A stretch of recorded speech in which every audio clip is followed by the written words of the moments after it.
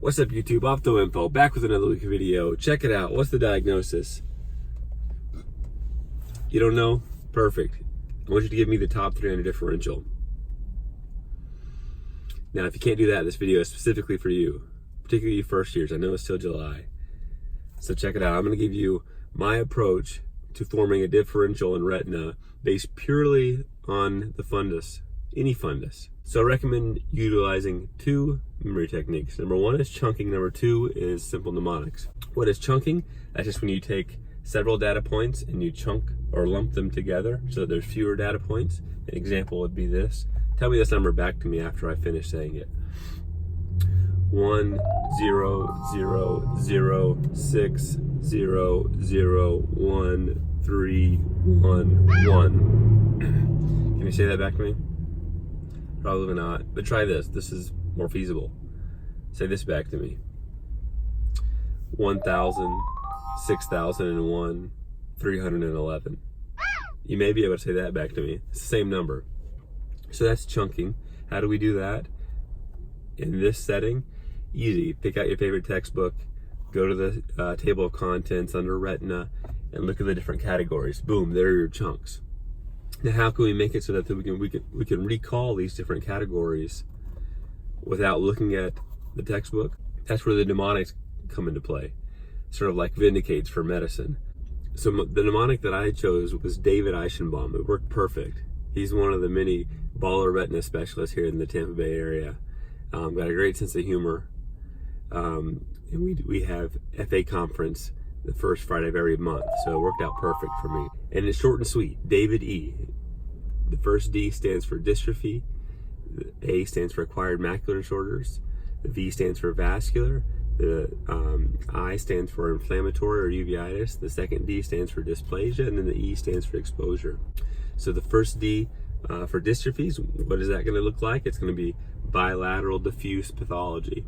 And the mnemonic I have there is fever.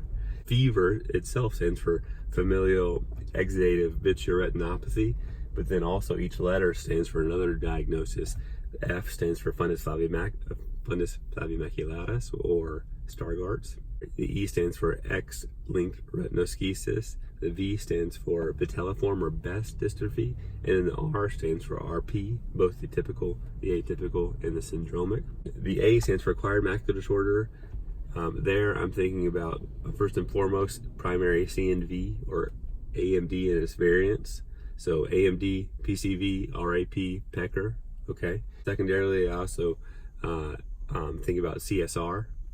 And then thirdly, I threw in macular hole into that category. Next is vascular. Here you think about number 1, diabetes.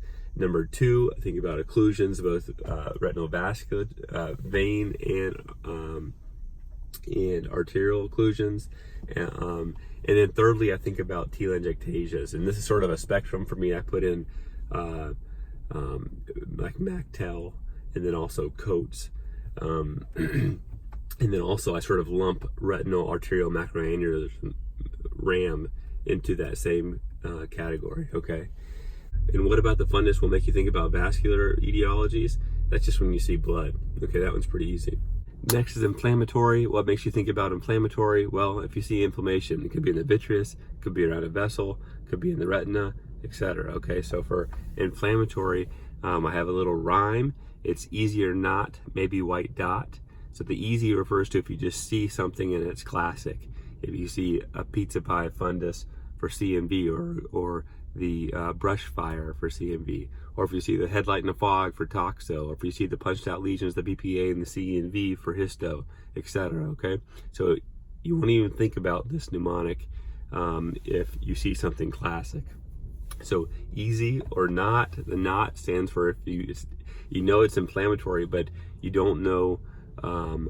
But you don't know, it's not a classic presentation of something easy. So for this, remember this: sarcoid syphilis TB, sarcoid syphilis TB. It could always be sarcoid syphilis or TB, okay?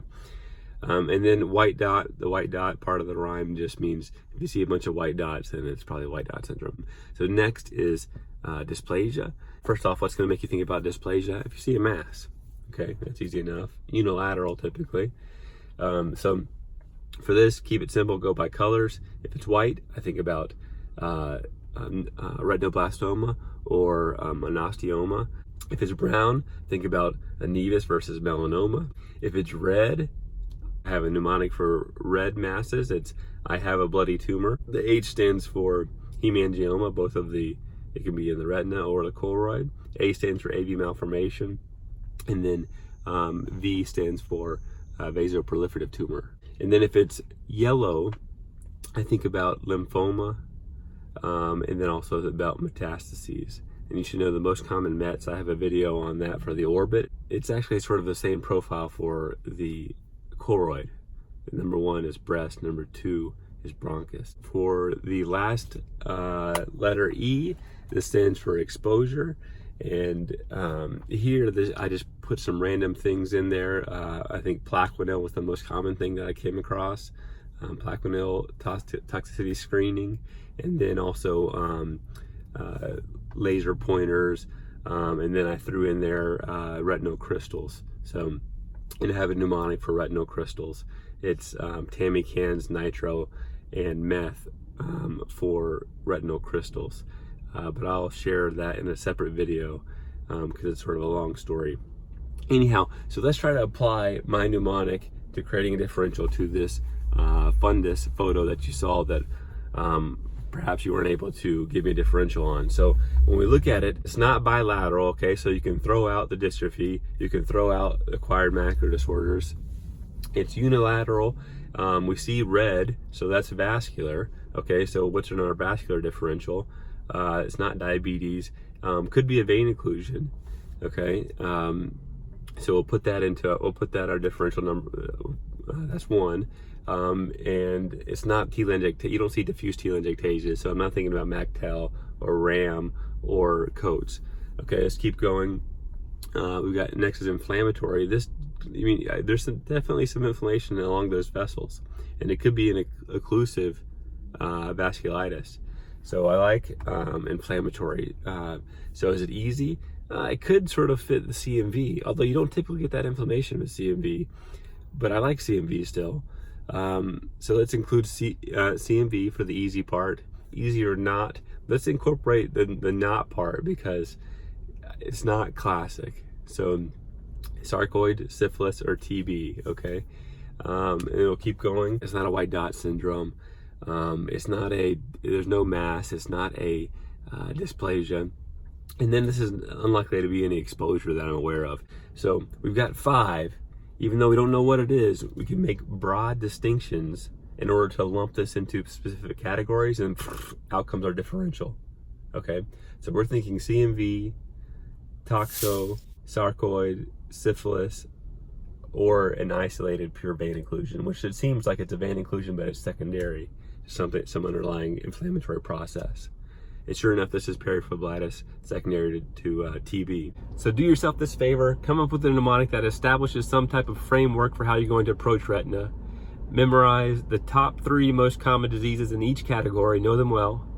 And as you encounter diseases that aren't one of those top 3, no problem. Now you have a context for which you can incorporate that disease entity, and now you're better equipped to hold on to that material. And hey, if you want to know more about the diseases that I incorporated into my mnemonic initially, I can do a video about that. It'll be a bit more lengthy. But if you're interested in the bullet points that I first committed to memory for each disease, let me know in the comments down below and I can upload that video for you. All right, peace. Hey, I'm glad you came across my video. If you enjoyed it, hook me up with a thumbs up or a thumbs down. That's fun too. If you want to get this kind of stuff on a regular basis, please subscribe. And don't forget to click that bell to get notified when I update new videos every week. Appreciate it.